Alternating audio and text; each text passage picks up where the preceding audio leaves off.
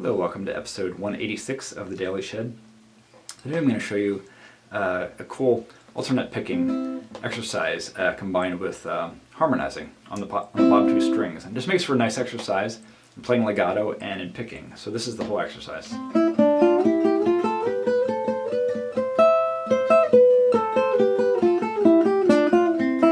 What I'm trying to do is be as legato as I can, let each note ring as long as possible, and kind of blend into the next one.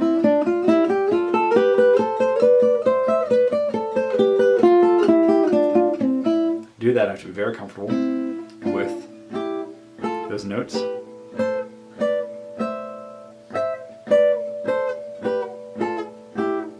in the key of C here, so if you play a C chord, all those notes make sense in the C chord. And then just alternating between the B and the E strings with my right hand. And I play fingerstyle, but I use my index finger like a pick. You could also just do your thumb and index.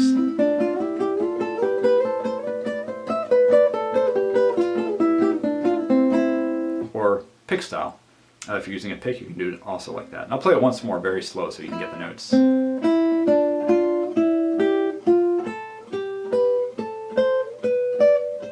Like that, and then reverse down the neck.